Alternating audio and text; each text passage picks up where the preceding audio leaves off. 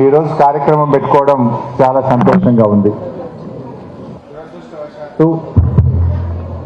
గత కొంత రోజులుగా చెక్కులు పంచుదాము, ఆల్మోస్ట్ ఏడాది అయింది మీ పిల్లల పెళ్లిళ్ళు అయింది కదా, ఏడాది అయిపోయింది, మనం చెక్కులు ఇవ్వలేకపోతున్నామంటే ఎవరు టైం ఇవ్వక, ప్రభుత్వ పెద్దలు సహకరించక చాలా ఇబ్బంది పెట్టినారు.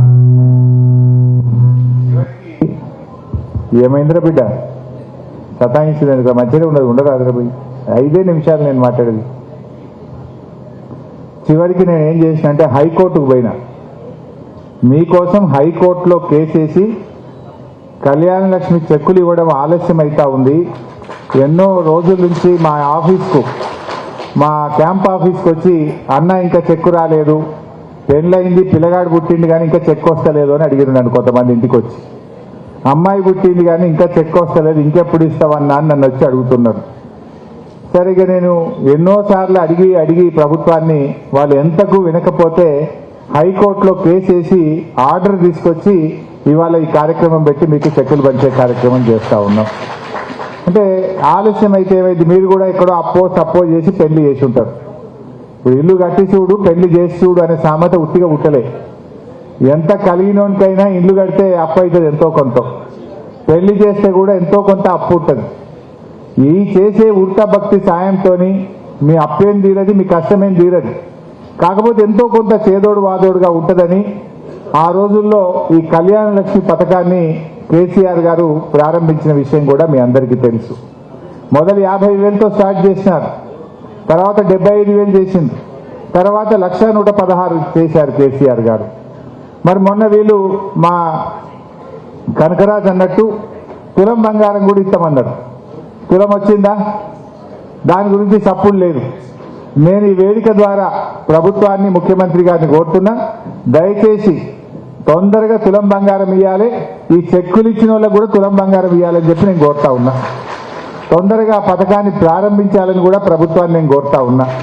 మీరు ఆ రోజు చెప్పింది కదా, మాట ఇచ్చినప్పుడు చేయాలన్నా వద్దా? కానీ మాట ఇచ్చి ఇప్పటిదాకా దాని గురించి సపోర్ట్ చేస్తలేరు. ఇలా కేసీఆర్ కిట్ ఉంటుంది, మన్మడి పుట్టే దవాఖానలో ఇంతకుముందు కిట్ ఇచ్చేటోళ్ళు, ఇప్పుడు అది కూడా బంద్ చేసిన పరిస్థితి ఉన్నది. అంటే ఈ రకంగా మన న్యూట్రిషన్ కిట్ పోయింది, కేసీఆర్ కిట్ పోయింది, బంగారం మాయమైంది. ఈ రకంగా ఇట్లా జరుగుతున్న విషయం కూడా మీకు తెలుసు. బట్ నేను ఎక్కువ విషయాల్లోకి పోను. మీరు అందరికీ అన్ని విషయాలు ఇవ్వాలి, రేపు అందరికీ అర్థమవుతున్నాయి. పాలేందో నీళ్ళేందో, మాట ఇచ్చి నిలబడ్డదెవరో నిలబెట్టుకోందెవరో అన్నీ కూడా మీకు అర్థమవుతూనే ఉంటాయి. నేను అన్ని విషయాల్లోకి పోను. కానీ సరే, ఆలస్యమైన మీ ఎమ్మెల్యేగా, మీ ప్రజాప్రతినిధిగా మీకోసం మొదటిసారి జీవితంలో హైకోర్టు మెట్లెక్కిన, మొదటిసారి హైకోర్టు మెట్లెక్కి ఇవాళ మీకు చెక్కులు పంచాల్సిన పరిస్థితి వచ్చింది నాకు. బట్ ఏది ఏమైనా అధికారులు బాగా, పాపం వాళ్ళకు కూడా, నేను అధికారులను కూడా తప్పుపట్టలేను, వాళ్ళకుండే ఇబ్బందులు వాళ్ళకు ఉంటాయి. ఇంకా వాళ్ళకి చేతులు కూడా కట్టేసిండ్రు. చివరికి హైకోర్టుకు పోయి ఆర్డర్ తెచ్చుకొని ఇవాళ మీకు చెక్కులు ఇచ్చేటువంటి కార్యక్రమం చేసుకుంటా ఉన్నాం.